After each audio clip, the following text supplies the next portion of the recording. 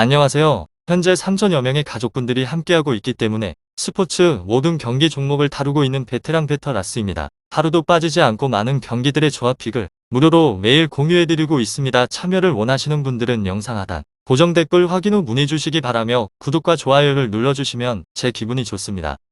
저는 스포츠 토토 및 동행 복권 파워볼 정보방을 운영하고 있습니다. 모든 정보는 무료로 공유해드리고 있으니 부담 갖지 마시고 문의 주시기 바랍니다. 그럼 프리뷰 시작해 보도록 하겠습니다.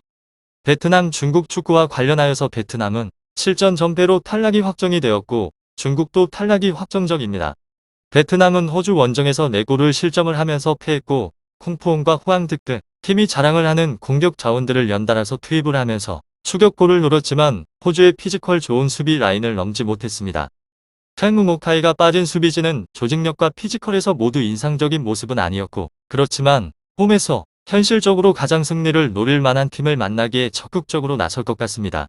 다음으로 중국은 일본 원정에서 제대로 된 슈팅 시도도 하지 못하며 완패를 하였습니다. 엘케손이 이번 일정에 포함되지 않았기에 장윤인과 우레이 등을 공격진에 기용했는데 상대 수비를 공략하지 못하였고 경기를 풀어줄 플레이메이커도 없었습니다.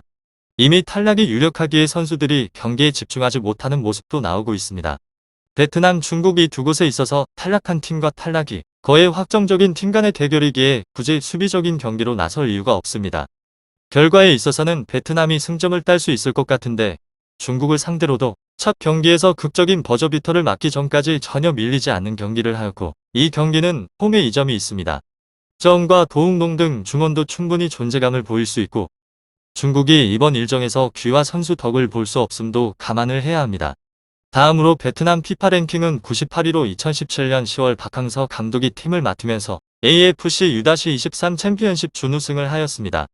아시안게임 4강 동남아시안게임 우승으로 베트남 경기를 몇 단계 성장시켰다는 평가를 받을 수 있으며 베트남 경기 역사상 첫 최종 예선 진출인 동시에 동남아시아 국가로선 유일하게 최종 예선에 진출하게 됐습니다.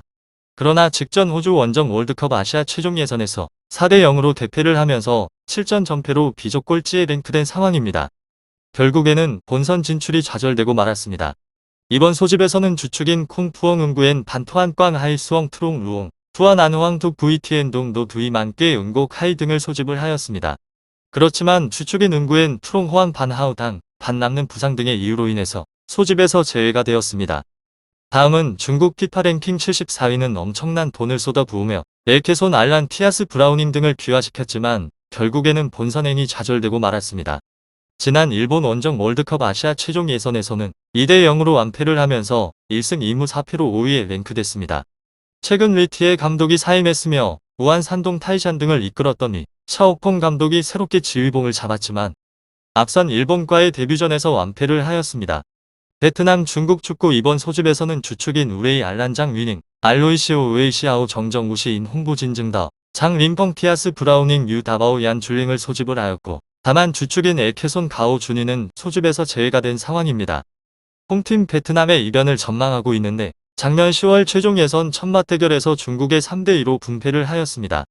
전적상 4연패를 당한 베트남이지만 인상적인 퍼포먼스를 보였단 평가로 특히나 후반 추가 시간 극장골을 내주면서 석패한 만큼 베트남으로선 안방에서 별을 경기입니다.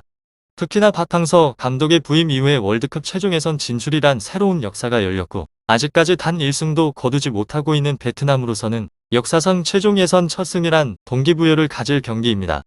다음으로 베트남의 강점은 딱히 없습니다. 반면 약점은 많은 곳으로 예선 7전 전패로 부진합니다. 특히나 홈에서도 3전 전패로 약하기도 하며 그리고 남은 예선 최근 3경기 연속으로 무득점으로 빈약한 득점력을 노출했습니다. 뿐만 아니라 공격수 판반두기 경고 누적으로 결장을 하는 악재도 함께 존재를 합니다. 다음으로 베트남 중국 베트남과의 통산 6번 승부에서 모두 승리를 한 경험이었습니다. 하지만 최근 4경기 2무 2패로 부진한 곳이기도 하며 특히나 최근 2경기에서 한 골로 빈약한 득점력을 노출했습니다. 또한 예선 원정 3전 전패로 약하기도 합니다. 베트남은 예선 7전패로 부진한 곳으로 그리고 통산 6번 승부에서 모두 패배를 해버린 곳입니다.